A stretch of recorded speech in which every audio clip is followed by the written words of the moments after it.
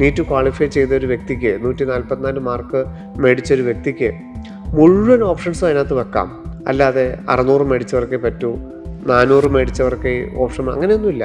NEET qualify ചെയ്ത മുഴുവൻ ആൾക്കാർക്കും അതിനകത്ത് ഓപ്ഷൻ രജിസ്റ്റർ ചെയ്യാം. സർ, അതുപോലെ തന്നെ ഓൾ ഇന്ത്യയിൽ ഒരു 5000 റാങ്കിനുള്ളിലുള്ള ഒരു കുട്ടിയെ സംബന്ധിച്ചിടത്തോളം അത്തരത്തിലുള്ള വിദ്യാർത്ഥികൾക്ക് എങ്ങനെയായിരിക്കും ഈ ഒരു ഓപ്ഷൻ രജിസ്ട്രേഷനെ സമീപിക്കേണ്ടത്? ഓൾ ഇന്ത്യ റാങ്ക് 5000 റാങ്കുള്ള അല്ലെങ്കിൽ 5000ൻ്റെ ആ ചുറ്റുവട്ടത്തുള്ള ഒരു റാങ്കുള്ള ഒരു കുട്ടിയെ സംബന്ധിച്ചോളം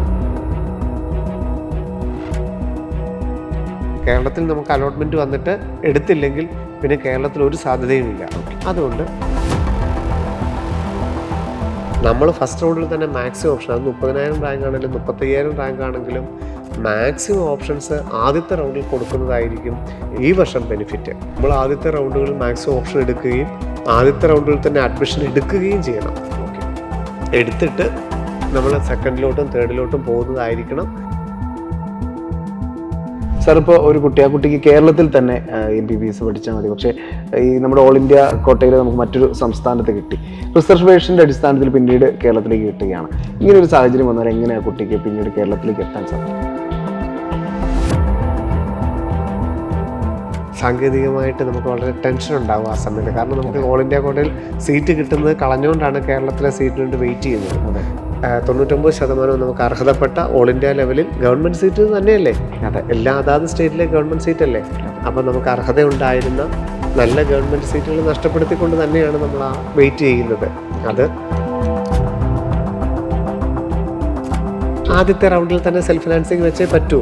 കാരണം കേരളത്തിൽ ഓപ്ഷൻ രജിസ്റ്റർ ചെയ്യാൻ ഒറ്റ അവസരമേ ഉള്ളൂ. ആദ്യത്തെ റൗണ്ടിൽ മാത്രമേ നമുക്ക് നമ്മുടെ ഓപ്ഷൻ രജിസ്റ്റർ ചെയ്യാൻ പറ്റുള്ളൂ. തീർച്ചയായിട്ടും കേരളത്തിൻ്റെ ഫസ്റ്റ് അലോട്ട്മെൻറ്റിൽ ചേർന്നെന്ന് ഓർത്ത് യാതൊരു കുഴപ്പവുമില്ല. ഓൾ ഇന്ത്യയുടെ 2ാം ഘട്ടത്തിൽ കിട്ടിക്കഴിഞ്ഞാൽ നമുക്ക് അങ്ങോട്ട് മാറാം.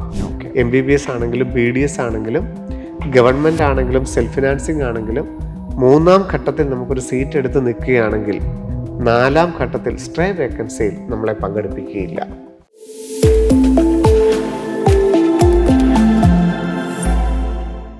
ശിവൻ സാറിനൊപ്പം എന്ന പ്രോഗ്രാമിന്റെ 150ാമത് എപ്പിസോഡിലേക്ക് നമ്മൾ പ്രവേശിക്കുകയാണ്. നമസ്കാരം ശിവൻ സാർ.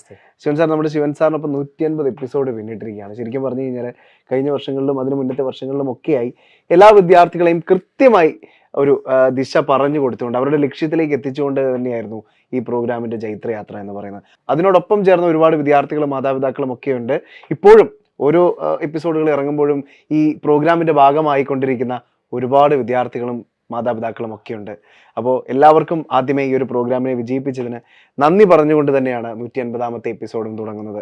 സർ, ഏറ്റവും സുപ്രധാനമായ ഒരു ആഴ്ചയിലേക്ക് അല്ലെങ്കിൽ മാസത്തിലേക്കാണ് നമ്മൾ പ്രവേശിക്കാൻ പോകുന്നത്. തീർച്ചയായിട്ടും. കാരണം എത്രയോ വർഷങ്ങളായിട്ട് വിദ്യാർത്ഥികളൊക്കെ കഠിനാധ്വാനം ചെയ്ത് നേടിയെടുത്ത നീറ്റ് 2020 വിജയത്തിൻ്റെ അവർ ആഗ്രഹിച്ച കോളേജുകളുടെ ഒക്കെ ഒരു അഡ്മിഷൻ പ്രൊസീജിയറിലേക്ക് എൻ്റെ അവസാന ഘട്ടത്തിലേക്ക് കിടക്കുകയാണ്. ജൂലൈ, ആഗസ്റ്റ്, സെപ്റ്റംബർ എന്ന് പറയുന്ന ലാസ്റ്റ് ഘട്ടങ്ങൾ. ധാരാളം കോളേജുകൾ, കോഴ്സുകൾ, അതിനൊക്കെ അനുസരിച്ച് ഈ 25-26 അധ്യയന വർഷത്തിൽ പ്രൊഫഷണൽ മേഖലയിൽ പ്രവേശനം ആഗ്രഹിക്കുന്നവർക്ക് തീർച്ചയായിട്ടും ഏറ്റവും സുപ്രധാനമായ സമയമാണ് കടന്നു വരുന്നത്. അതിൻ്റെ ജൂലൈ മാസമാണ് ആദ്യത്തെ പ്രിലിമിനറി ആയിട്ടുള്ള ആ ഓപ്ഷൻ രജിസ്ട്രേഷൻ ആദ്യ ഘട്ടമൊക്കെ ആരംഭിക്കുന്ന സമയമാണ് നമ്മുടെ ഈ ജൂലൈ മാസം. യെസ്. അപ്പോൾ തീർച്ചയായിട്ടും ഈ ഒരു ജൂലൈ മാസം മുതൽ വിദ്യാർത്ഥികളും മാതാപിതാക്കളും അറിയാൻ ആഗ്രഹിക്കുന്ന അല്ലെങ്കിൽ ചെയ്യേണ്ട കുറച്ച് പ്രധാന കാര്യങ്ങളുണ്ടായിരിക്കും. അവർക്ക് അലോട്ട്മെൻറ്റ് പ്രോസസ്സുകളെ കുറിച്ച് എനിക്ക് തോന്നുന്നു നല്ല ധാരണയൊക്കെ ഉണ്ടായിട്ടുണ്ട്. ഇനി കേരള റാങ്കുകളൊക്കെ, ഇപ്പോൾ നീറ്റ് സംബന്ധിച്ചാണെങ്കിൽ കേരള മെഡിക്കൽ റാങ്ക് വരാനായിട്ടുണ്ട്. ആ കേരള മെഡിക്കൽ റാങ്ക് വരുമ്പോഴാണ് നമ്മുടെ കേരളത്തിലെ അഡ്മിഷൻ്റെ ഏതാണ്ട് ഒരു 90% സാധ്യതകളും വിദ്യാർത്ഥികൾക്ക് അറിയാൻ സാധിക്കും. ഗവൺമെൻറ് കോളേജുകൾ കിട്ടുമോ, റിസർവേഷൻ അനുസരിച്ചുള്ള കാറ്റഗറിയിലൊക്കെ എന്നുള്ള സാധ്യതകൾ എത്രയുണ്ട്, അതുപോലെ തന്നെ സെൽഫ് ഫിനാൻസിങ്ങിലെങ്കിലും ഒരു സീറ്റ് കിട്ടുമോ, ഈ വർഷം സീറ്റുകളുടെ എണ്ണം കൂടുമോ, അങ്ങനെയുള്ള എല്ലാ ചോദ്യങ്ങൾക്കും ഉത്തരം നമുക്ക് ജൂലൈ മാസത്തിൽ തന്നെ കിട്ടും. അതുകൊണ്ട് തന്നെയാണ് ഇത് സുപ്രധാനമാകുന്നതും. സാർ ഇപ്പോൾ പറഞ്ഞു സുപ്രധാനമായ ഒരു മാസം തന്നെയാണിത്. അപ്പോൾ ഓപ്ഷൻ രജിസ്ട്രേഷനൊക്കെ വലിയ പ്രാധാന്യമുണ്ട്. തീർച്ചയായിട്ടും ഓപ്ഷൻസ് ആണ് ഒരു പരിധി വരെ നമ്മളുടെ റാങ്കിനനുസരിച്ചുള്ള ഓപ്ഷൻ രജിസ്ട്രേഷൻ. അല്ലാതെ അത് 2 രീതിയിലുമുണ്ട്.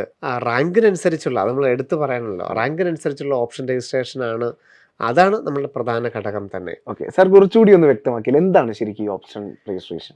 പലരുടെയും സംശയം എന്ന് പറയുന്നത് നമുക്ക് താല്പര്യമുള്ള, പഠിക്കാൻ ആഗ്രഹമുള്ള കോളേജുകൾ, അത് നമുക്ക് താല്പര്യം അറിയാം, സ്വാഭാവികമായിട്ടും ടോപ്പായിട്ട് നിൽക്കുന്ന കോളേജുകളും ടോപ്പായിട്ട് നിൽക്കുന്ന കോഴ്സുകളുമൊക്കെയാണ് നമുക്ക് എല്ലാവർക്കും പ്രവേശനം നേടാനുള്ള സാധ്യത. അതെ.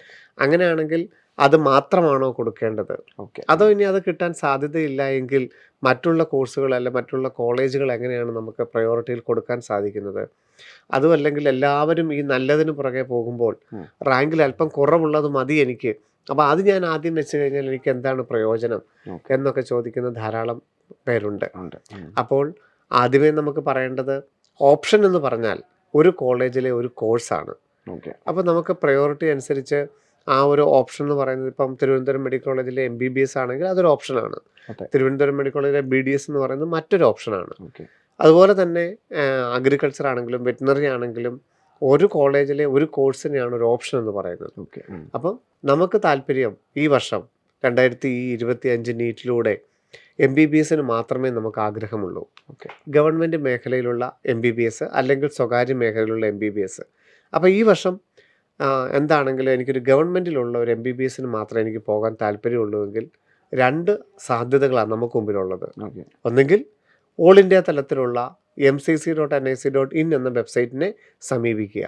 ഓക്കെ. അതല്ലെങ്കിൽ കേരളത്തിലെ ce.kerala.gov.in എന്ന വെബ്സൈറ്റിനെ സമീപിക്കുക. ഗവൺമെൻറ് മേഖലയിൽ MBBS കിട്ടണമെങ്കിൽ ഈ 2 സാധ്യതകളാണുള്ളത്. ഇനി അതല്ല സ്വകാര്യ മേഖലയിലാണെങ്കിൽ ഈ 2 സാധ്യതകൾക്കപ്പുറം മറ്റുള്ള സംസ്ഥാനങ്ങളിലെയൊക്കെ സീറ്റുകൾക്ക് സാധ്യതയുണ്ടാകുന്നുണ്ട്. അവിടെ വരുമ്പോഴേക്കും എന്താണ് നമ്മൾ നോക്കുക? സ്വകാര്യ മേഖലയിലോട്ട് വരുമ്പോൾ കോളേജുകളുടെ പ്രയോറിറ്റിക്കപ്പുറം അവിടുത്തെ ഫീസ് ഘടന നമ്മളെ കൊണ്ട് പറ്റുന്നതാണോ? NRI seat, minority seat, other സ്റ്റേറ്റുകളുടെ മാനേജ്മെൻറ്റ് സീറ്റുകൾ, NRI സീറ്റുകൾ, ഡീംഡ് കോളേജുകൾ, അതൊക്കെ വരുമ്പോൾ ഫീസ് സ്ട്രക്ചറാണ് നമ്മൾക്ക് ഒരു ഘടകമാകുന്നത്. അതോ മെഡിക്കൽ അലൈഡ് കോഴ്സുകൾ 11 കോഴ്സുകളുണ്ട്. അഗ്രികൾച്ചർ, വെറ്റിനറി, ആയുർവേദം, ഫിഷറീസ്, ഫോറസ്ട്രി പോലെയുള്ളത്. ഇതിനാണോ എനിക്ക് പ്രയോറിറ്റി? അപ്പം ഇതിനെല്ലാം കൂടെ നോക്കിയിട്ട് എനിക്ക് ഏറ്റവും താല്പര്യമുള്ളത് ഏതാണ് എന്നുള്ളതാണ് നമ്മളുടെ ഈ പ്രിഫറൻസ് ഓർഡർ അല്ലെങ്കിൽ ഓപ്ഷൻ രജിസ്ട്രേഷൻ എന്ന് പറയുന്നത്. ഇതെല്ലാം ഒരു സൈറ്റിലല്ല കൊടുക്കേണ്ടത്, പല സൈറ്റുകളിലാണ് താനും. ഇപ്പോൾ ഓൾ ഇന്ത്യ കോട്ടയ്ക്ക് നമ്മൾ പറഞ്ഞു 2 സൈറ്റിലാണെന്ന് പറഞ്ഞു. ഇന്ത്യയിൽ എവിടെയാണെങ്കിലും ഒരു ഗവൺമെൻറ് സീറ്റാണ് വേണ്ടതെങ്കിൽ ഒരൊറ്റ വെബ്സൈറ്റേ ഉള്ളൂ, mcc.nic.in എന്ന വെബ്സൈറ്റ്. മറ്റുള്ള ഒരു സ്റ്റേറ്റിൽ വഴി നമ്മൾ അപ്ലൈ ചെയ്യേണ്ടതായിട്ടില്ല. ഗവൺമെൻറ് MBBS ആണെങ്കിൽ ഓൾ ഇന്ത്യ കോട്ടയിൽ നിങ്ങൾ ഓപ്ഷൻ കൊടുക്കുക. ഇന്ത്യയിലുള്ള മുഴുവൻ ഗവൺമെൻറ് കോളേജുകളും അതുപോലെ തന്നെ മറ്റ് എയിംസ് പോലുള്ള കോളേജുകളും ഒക്കെ അതിനകത്തുണ്ട്. അതിനകത്തൂടെ മാത്രമേ നമുക്ക് ഗവൺമെൻറ് കോളേജുകൾ ഓൾ ഇന്ത്യ തലത്തിൽ ലഭിക്കുകയുള്ളൂ. മാക്സിമം ഓപ്ഷൻസ് അതിനകത്ത് വെക്കുക എന്നുള്ളത് മാത്രമേ ഉള്ളൂ. അപ്പോൾ എത്ര ഓപ്ഷൻസ് എന്നൊക്കെ ഉള്ളത് നമ്മൾ നേരത്തെ പറഞ്ഞു കഴിഞ്ഞതാണ്. നീറ്റ് ക്വാളിഫൈ ചെയ്ത ഒരു വ്യക്തിക്ക് 144 മാർക്ക് മേടിച്ചൊരു വ്യക്തിക്ക് മുഴുവൻ ഓപ്ഷൻസും അതിനകത്ത് വെക്കാം. അല്ലാതെ 600 മേടിച്ചവർക്കേ പറ്റൂ, 400 മേടിച്ചവർക്ക് ഓപ്ഷൻ അങ്ങനെയൊന്നുമില്ല. നീറ്റ് ക്വാളിഫൈ ചെയ്ത മുഴുവൻ ആൾക്കാർക്കും അതിനകത്ത് ഓപ്ഷൻ രജിസ്റ്റർ ചെയ്യാം. അവിടെ കൊടുക്കുമ്പോൾ നമുക്ക് നമ്മുടെ താല്പര്യം MCCയുടെ വെബ്സൈറ്റിലൂടെ അറിയിക്കുക എന്നുള്ളത് മാത്രം ഓർത്താൽ മതിയാകും. അങ്ങനെയാണെങ്കിൽ 144 മുകളിലുള്ള എല്ലാവർക്കും കിട്ടുമെന്നാണോ? അങ്ങനെയല്ല. അതിനകത്തൂടെ നമുക്ക് 380ഓളം ഗവൺമെൻറ് മെഡിക്കൽ കോളേജുകളിലെ ഏതാണ്ട് 7800 പരം ഗവൺമെൻറ് സീറ്റുകൾ, എയിംസിൻ്റെ 20 കോളേജുകളിലെ 2100 സീറ്റുകൾ, ജിപ്മർ 2 കോളേജിലെ 175 സീറ്റ്, ESI മെഡിക്കൽ കോളേജുകളിലെ ഏതാണ്ട് 466 സീറ്റുകൾ, ഡീംഡ് കോളേജുകളിലെ 10,000ഓളം സീറ്റുകൾ, ഇങ്ങനെയുള്ള സീറ്റുകൾ മാത്രമേ അതിനകത്തുള്ളൂ. പക്ഷേ ഓപ്ഷൻ രജിസ്റ്റർ ചെയ്യാനുള്ള അവകാശം എല്ലാവർക്കും ഒരുപോലെയാണ്. കിട്ടുന്നത് റാങ്കിൻ്റെ അടിസ്ഥാനത്തിൽ മാത്രം. അവിടെയാണ് നമ്മൾ ശ്രദ്ധിക്കേണ്ടത്. റാങ്കും റിസർവേഷൻ സൗകര്യവും. റിസർവേഷൻ എന്ന് പറഞ്ഞാൽ OBC, EWS, SC, ST, പിന്നെ ഭിന്നശേഷി PWD വിഭാഗം. ഈ കാറ്റഗറിക്ക് അനുസരിച്ച് മാത്രമേ അഡ്മിഷൻ കിട്ടുകയുള്ളൂ. അപ്പോൾ നമ്മൾ നോക്കേണ്ടത് മുൻ വർഷങ്ങളിലൊക്കെ എത്രത്തോളം റാങ്കിന് കിട്ടിയിട്ടുണ്ടെന്നുള്ള ഏകദേശ ധാരണ നമുക്കുണ്ട്. അത് പൂർണ്ണമായിട്ടും അതിന് മാത്രം ആനുപാതികമായിട്ടാണോ കൊടുക്കേണ്ടത്? ഒരിക്കലുമല്ല. നമ്മുടെ താല്പര്യം, നമ്മളുടെ യാത്ര പോകാനുള്ള സൗകര്യം, നമുക്ക് പറ്റുന്ന സംസ്ഥാനങ്ങൾ, അവിടുത്തെ സാഹചര്യങ്ങളൊക്കെ നോക്കിയിട്ട് വേണം ഓപ്ഷൻ കൊടുക്കാനായിട്ട്. അങ്ങനെ കൊടുക്കുമ്പോൾ ഈ 380 ഏതാണ്ട് 400-450 ഓപ്ഷൻസ് ഒരു വ്യക്തിക്ക് വേണമെങ്കിൽ കൊടുക്കാം. അതിൽ നമ്മളെ റാങ്ക് വരുമ്പോൾ മാത്രമേ നമ്മളെ പരിഗണിക്കുന്നുള്ളൂ. നമ്മൾ മുമ്പ് പറഞ്ഞ പോലെ തന്നെ എല്ലാവരും എയിംസ് ഡൽഹിയാണ് ഓപ്ഷൻ ഒന്നാമത് കൊടുക്കുന്നത്.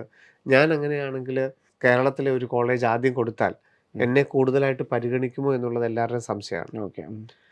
ഒരു 10,000 റാങ്കുള്ള ഒരു വ്യക്തിക്ക് എല്ലാവരും എയിംസും അല്ലെങ്കിൽ കോഴിക്കോടും തിരുവനന്തപുരവും കോട്ടയവും മദ്രാസും സ്റ്റാൻലിയും ബാംഗ്ലൂരും ഒക്കെ വെക്കുമ്പോൾ ഞാൻ ആന്ധ്രാപ്രദേശിലെ ഒരു സീറ്റ് അല്ലെങ്കിൽ കർണാടകത്തിലെ ഒരു സീറ്റ് ആദ്യം വെച്ചാൽ നമുക്ക് പ്രയോറിറ്റി കൂടുതൽ കിട്ടില്ല എന്നുള്ള എല്ലാവരുടെയും സംശയമാണ്, ന്യായമായ സംശയവുമാണ്. പക്ഷേ റാങ്കിന് മാത്രമാണ് പ്രാധാന്യം. നമ്മളുടെ റാങ്ക് വരുമ്പോൾ മാത്രമേ നമ്മളുടെ ഓപ്ഷൻ എന്താണെന്ന് പോലും നോക്കുന്നുള്ളൂ. അതുകൊണ്ട് ഓപ്ഷൻ ചെയ്യുമ്പോൾ നമുക്ക് കിട്ടുമോ കിട്ടുകയില്ലയോ എന്ന് നോക്കേണ്ട, നല്ല നമ്മുടെ എല്ലാ എപ്പിസോഡിലും പറഞ്ഞ കാര്യമാണ്. ഇത് പുതിയതായിട്ട് പറയുന്നതല്ല, എല്ലാ എപ്പിസോഡിലും പറഞ്ഞതാണ്. നമുക്ക് കിട്ടുമോ കിട്ടുകയില്ലയോ എന്ന് നോക്കേണ്ടതില്ല. നമ്മളുടെ ഒന്നാമത്തെ പ്രിഫറൻസ് നമുക്ക് മാർക്ക് ഫുൾ കിട്ടുമായിരുന്നെങ്കിൽ 720 കിട്ടുമായിരുന്നെങ്കിൽ നമ്മൾ എവിടെയാണോ ഓപ്ഷൻ വെക്കേണ്ടത് അവിടം തൊട്ട് തന്നെയാണ് നമ്മൾ തുടങ്ങേണ്ടത്. അപ്പോൾ എല്ലാവരും അങ്ങനെ വെക്കണമെന്നുണ്ടോ? ഇല്ല, അതൊക്കെ അവനവൻ്റെ ഇഷ്ടം. ഇപ്പോൾ കിട്ടാൻ യാതൊരു സാഹചര്യവും ഇല്ല, എയിംസ് വെക്കണോ? വേണ്ട, അവന് താഴെയുള്ള കോളേജ് വെച്ചാൽ മതി. പക്ഷേ ആർക്കെങ്കിലും അവിടെ കിട്ടി എന്ന് പറഞ്ഞിട്ടുണ്ടെങ്കിൽ അതിൻ്റെ ഉത്തരവാദി നമ്മൾ തന്നെയാണ്. നമ്മളിപ്പോൾ എയിംസിൻ്റെ 20 കോളേജുകളുണ്ട്. നമ്മളുടെ റാങ്ക് ഒരു 10,000 റാങ്കാണ്. അപ്പം മുൻ വർഷങ്ങളുടെ ഒക്കെ റാങ്ക് നോക്കുമ്പോൾ മാക്സിമം ഒരു 7,000 വരെ എയിംസൊക്കെ കിട്ടിയിട്ടുള്ളൂ. അങ്ങനെയാണെങ്കിൽ വെറുതെ എയിംസൊക്കെ എന്തിനാണ് വെക്കുന്നതെന്ന് വിചാരിച്ച് 10,000 റാങ്കുള്ള ഒരാൾ കേരളത്തിലെ കോളേജുകൾ മാത്രം വെക്കുന്നു, തമിഴ്നാട് കർണാടകയ്ക്ക് വെക്കുന്നു. ഏതെങ്കിലും അലോട്ട്മെൻ്റ് ഒരു ഘട്ടത്തിൽ വേറൊരു 11,000-കാരന് എയിംസ് കിട്ടിയാൽ അവിടെ നമ്മൾ ആ ഓപ്ഷൻ വെക്കാത്തത് കൊണ്ട് മാത്രമാണ് അത് കിട്ടാത്തത്. അപ്പോൾ അതുകൊണ്ട് നമ്മളുടെ ആഗ്രഹത്തിനനുസരിച്ച് മാക്സിമം ഓപ്ഷൻ വെക്കുക എന്നുള്ളത് മാത്രമാണ് അതിൻ്റെ ഒരു രീതി. നമുക്ക് അതിനകത്ത് വെച്ചിരിക്കുന്നതിൽ ഏതെങ്കിലും ഒരു കോളേജിലെ ഒരു കോഴ്സാണ് നമുക്ക് അലോട്ട്മെൻ്റ് ആയിട്ട് കിട്ടുന്നത്. നമ്മൾ 180 ഓപ്ഷൻ വെച്ചിട്ടുണ്ടെങ്കിൽ ആ ഒരു കോളേജിലെ ഒരു കോഴ്സ് നമുക്ക് അലോട്ടഡ് എന്ന് കാണിക്കും, നമ്മൾ അവിടെ പോയി ചേരുകയും ചെയ്യും. അല്ലാതെ ഒരു സ്റ്റേറ്റിലെ 4-5 കോളേജുകൾ നിങ്ങൾക്ക് ഇഷ്ടമുള്ളത് ചേരാം, അങ്ങനെയൊന്നും അല്ല. ഒരു ഓപ്ഷനാണ് നമുക്ക് അഡ്മിഷനായിട്ട് കിട്ടുന്നത്, അലോട്ടഡ് ആയിട്ട് കിട്ടുന്നത്. നമുക്ക് അവിടെ പോയി ചേരുകയും ചെയ്യാം. ബാക്കി അതിൻ്റെ നിയമങ്ങളെക്കുറിച്ചൊക്കെ നിങ്ങൾക്ക് നല്ല പരിചയമുണ്ട്, നമ്മൾ പല എപ്പിസോഡുകളിലും പറഞ്ഞതാണ്. സർ, അതുപോലെ തന്നെ ഓൾ ഇന്ത്യയിലെ ഒരു 5,000 റാങ്കിനുള്ളിലുള്ള ഒരു കുട്ടിയെ സംബന്ധിച്ചിടത്തോളം അത്തരത്തിലുള്ള വിദ്യാർത്ഥികൾക്ക് എങ്ങനെയായിരിക്കണം ഈ ഒരു ഓപ്ഷൻ രജിസ്ട്രേഷനെ സമീപിക്കേണ്ടത്? ഓൾ ഇന്ത്യ റാങ്ക് 5,000 റാങ്കുള്ള അല്ലെങ്കിൽ 5,000-ൻ്റെ ആ ചുറ്റുവട്ടത്തുള്ള ഒരു റാങ്കുള്ള ഒരു കുട്ടിയെ സംബന്ധിച്ചിടത്തോളം അയാൾക്ക് 2 രീതിയിൽ ഓപ്ഷനെ സമീപിക്കാം. ഒന്നുകിൽ അദ്ദേഹത്തിന് കേരളത്തിൽ പഠിക്കണമെന്നൊരാഗ്രഹം, അയാളുടെ ഏറ്റവും പ്രധാന ആവശ്യം കേരളത്തിലൊരു സീറ്റ് കിട്ടുക എന്നുള്ളതാണ്. അങ്ങനെ ആകുമ്പം ഓൾ ഇന്ത്യ സമീപിക്കേണ്ടത് എങ്ങനെയായിരിക്കും? ഓൾ ഇന്ത്യയുടെ ഫസ്റ്റ് അലോട്ട്മെൻറ്റിൽ കേരളത്തിലെ 12 കോളേജുകളും വെക്കും. അയാളുടെ ആഗ്രഹം എന്തായിരുന്നു? എന്തൊക്കെ വന്നാലും കേരളത്തിൽ പഠിക്കുക എന്നുള്ളതാണ് അദ്ദേഹത്തിൻ്റെ ആഗ്രഹം. അപ്പം ഓൾ ഇന്ത്യ തലത്തിലുള്ള സൈറ്റിലും കേരളത്തിൻ്റെ സൈറ്റിലും കേരളത്തിലെ 12 കോളേജുകളെയും അദ്ദേഹത്തിൻ്റെ ആഗ്രഹത്തിനനുസരിച്ച് ഓപ്ഷൻ വെക്കും. ആദ്യം വരുന്നത് ഓൾ ഇന്ത്യ തലത്തിൽ MCCയുടെ സൈറ്റാണ് ആദ്യം. അപ്പോൾ അദ്ദേഹത്തിൻ്റെ വീട് കോട്ടയം ജില്ലയിലാണെങ്കിൽ കോട്ടയം, അത് എന്തെങ്കിലും അയാളുടെ പ്രിഫറൻസ് എന്തും ആവട്ടെ, കോട്ടയമെന്നോ തൃശ്ശൂരെന്നോ എറണാകുളമെന്നോ കോഴിക്കോടോ തിരുവനന്തപുരമോ, അങ്ങനെ 12 കോളേജുകൾ അയാൾ ഓൾ ഇന്ത്യ തലത്തിൽ ഓപ്ഷൻ വെച്ചു. ഓൾ ഇന്ത്യ ഒരു അലോട്ട്മെൻറ്റ് കൊടുത്തു, ഓൾ ഇന്ത്യ അലോട്ട്മെൻറ്റ് വന്നു. ഓൾ ഇന്ത്യ തലത്തിൽ 5,000 ആയതുകൊണ്ട് എന്താണെങ്കിലും ഫസ്റ്റ് അലോട്ട്മെൻറ്റിൽ കേരളം വരും. അദ്ദേഹത്തിന് തൃശ്ശൂർ മെഡിക്കൽ കോളേജിൽ അലോട്ട്മെൻറ്റ് കിട്ടി. അപ്പോൾ അദ്ദേഹത്തിന് തോന്നുകയാണ് എനിക്ക് 5,000 ആണ് എൻ്റെ ഓൾ ഇന്ത്യ റാങ്ക്. അപ്പം ആ ഓപ്ഷൻ കൊടുക്കുന്ന സമയത്ത് തന്നെ കേരള മെഡിക്കൽ റാങ്ക് വന്നു കഴിഞ്ഞു. അപ്പോൾ അദ്ദേഹം നോക്കിയപ്പോൾ അദ്ദേഹത്തിന് 420-450 കേരള മെഡിക്കൽ റാങ്ക് ഉണ്ട്. അപ്പം ഇച്ചിരിയും കൂടെ പ്രിഫറൻസ് ഉള്ളൊരു കോളേജ് കേരളത്തിൽ കിട്ടാം. അപ്പോൾ എന്ത് ചെയ്യുക, ആ വ്യക്തി ഓൾ ഇന്ത്യ അലോട്ട്മെൻറ്റ് കൊടുത്തെന്ന് മാത്രമേ ഉള്ളൂ, പോയി ചേരുകയില്ല. അതിന് ഫ്രീ എക്സിറ്റ് എന്ന് പറയും. കാരണം കേരള റാങ്ക് വെച്ചിട്ട് കേരളത്തിൽ ഒരു പക്ഷേ അതിനേക്കാളും കുറച്ചും കൂടെ പുള്ളിക്കാരന് താല്പര്യമുള്ളൊരു കോളേജ് കിട്ടും. അതുകൊണ്ട് ഓൾ ഇന്ത്യ തലത്തിൽ പോവില്ല. കേരളത്തിൽ ഇതേ ഓർഡർ തന്നെ വീണ്ടും അദ്ദേഹം കൊടുത്തു. അദ്ദേഹത്തിൻ്റെ ചിലപ്പം ഒന്നാമത്തെ പ്രിഫറൻസ് ആയ കോട്ടയം മെഡിക്കൽ കോളേജ് തന്നെ അദ്ദേഹത്തിന് കിട്ടും. കേരളത്തിൽ പോയി ചേരും.